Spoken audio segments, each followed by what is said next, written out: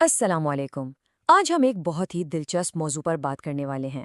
ये क्लास 9 की बायोलॉजी के पहले चैप्टर का छठा टॉपिक है, कुरान और हयातियात। हम ये देखेंगे कि कुरान पाक की कुछ आयात बायोलॉजी के उन कॉन्सेप्ट से कैसे जुड़ती हैं जो हम आज पढ़ते हैं। तो आइए इस हैरतअंगेज ताल्लुक को मिलकर समझते हैं। अच्छा, उससे पहले कि हम आगे बढ़ें, एक बहुत बुनियादी सवाल ज़हन में आता है ना? कि भाई एक ऐसी किताब जो सदियां पहले नाजिल हुई, क्या वो जदीद साइंस के बारे में बात कर सकती है? यही वो सवाल है जो आज की हमारी पूरी गुफ्तगू की बुनियाद है। हम कुछ ख़ास आयात को देखेंगे और ये समझने की कोशिश करेंगे कि वो बायोलॉजी के उसूलों से कितनी करीब। तो सबसे पहले बात करते हैं जिंदगी के सबसे अहम, सबसे बुनियादी उनसर की, यानी पानी।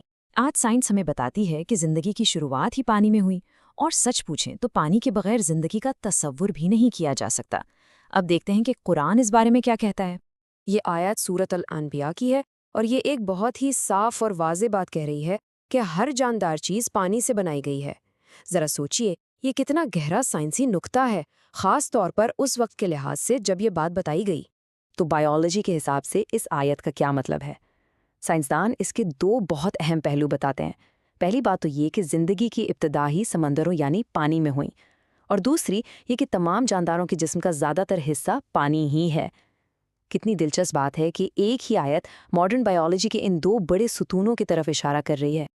आइए इसको थोड़ा और गहराई में, यानी सेल के लेवल पर देखते हैं।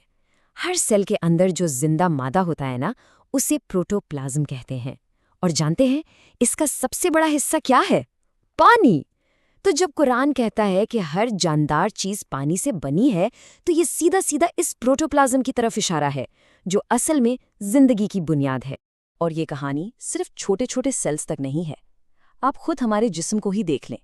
हमारे अपने जिस्म का तकरीबन 70% हिस्सा पानी पर ही मुश्तमिल है। इससे ये बात बिल्कुल साफ हो जाती है कि जिंदगी न सिर्फ पानी से शुरू हुई, बल्कि आज भी पूरी तरह पानी पर ही मुनहसर है। अच्छा, यहाँ एक और सवाल पैदा होता है। अगर तमाम जिंदगी की बुनियाद एक ही है यानी पानी, तो फिर हमें जानदारों में इतना ज़्यादा फ़र्क, इतनी वैरायटी क्यों नज़र आती है? ये बहुत दिलचस्प सवाल है। आइए देखते हैं कि कुरान जानवरों की इस हैरतअंगेज़ डाइवर्सिटी के बारे में क्या कहता है। सूरत नूर की ये आयत दोबारा इसी बात से शुरू होती है कि तमाम जानदार पानी से पैदा हुए, लेकिन फिर ये उनकी हरकत की बुनियाद पर एक बहुत सादा सी क्लासिफिकेशन, एक दर्जाबंदी बताती है। कुछ पेट के बल रेंगते हैं, कुछ 2 टांगों पर चलते हैं और कुछ 4 टांगों पर। और यहाँ सबसे मज़ेदार बात यह है कि ये सादा सी दर्जाबंदी आज की बायोलॉजिकल टर्म से कितनी मिलती जुलती है। पेट के बल चलने वाले मतलब रेप्टाइल्स यानी रेंगने वाले जानवर, 2 टांगों पर चलने वाले यानी बाइपेडल्स जैसे कि हम इंसान, और 4 टांगों पर चलने वाले यानी टेट्रापोड, जिनमें ज़्यादातर ममालिया जानवर आ जाते हैं। और यहीं से हम बायोलॉजी की एक बहुत अहम फील्ड टैक्सोनॉमी तक पहुंचते हैं। टैक्सोनॉमी का काम ही यही है कि जानदारों को उनकी मिलती जुलती खुसूसियात की बुनियाद पर ग्रुप्स में बांटा जाए। तो कुरान की ये आयत जो हरकत की बुनियाद पर जानवरों को अलग अलग कर रही है, दरअसल उसी साइंसी उसूल की एक झलक दिखा रही है। अच्छा, जानवरों से अब जरा पौधों की दुनिया की तरफ चलते हैं। पता है, यहाँ भी हमें वही उसूल नजर आता है। शुरुआत एक ही चीज से, लेकिन नतीजा हैरान कुन हद तक मुख्तलिफ।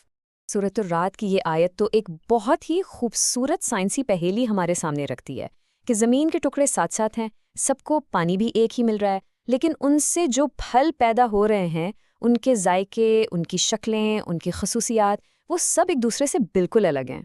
तो सोचिए ज़रा, एक ही ज़मीन, एक ही पानी, लेकिन नताइज इतने मुख्तलिफ। ये मुशाहिदा सीधा सीधा जिनियात यानी जेनेटिक्स और बॉटनी के पेचीदा उसूलों की तरफ इशारा करता है। आखिर एक ही इनपुट से इतने अलग अलग आउटपुट कैसे मिल सकते हैं? कुरान हमें दावत देता है कि हम इस निशानी पर सोचें, इस पर गौर व फिक्र करें। तो इस सारी बातचीत से, इस पूरे तजज़िये से हम एक बहुत अहम नतीजे पर पहुंचते हैं। वो ये कि कुरान का मकसद हमें साइंस की तफसीलात देना नहीं, बल्कि हमें अपने आसपास की दुनिया को देखने, उसे समझने और उस पर सोचने की दावत देना है।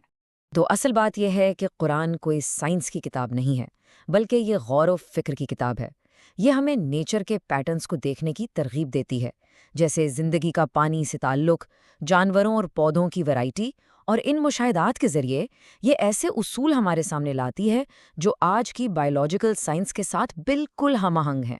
और इसी सवाल के साथ हम आपको छोड़े जाते हैं کہ قدرت میں موجود ان پیٹرنز کو اگر ہم گہرائی سے دیکھیں تو ہم اپنی دنیا کے بارے میں، اس کے اصولوں کے بارے میں اور اس میں اپنی جگہ کے بارے میں مزید کیا کچھ نہیں سیکھ سکتے۔ اس پر ضرور سوچیے گا۔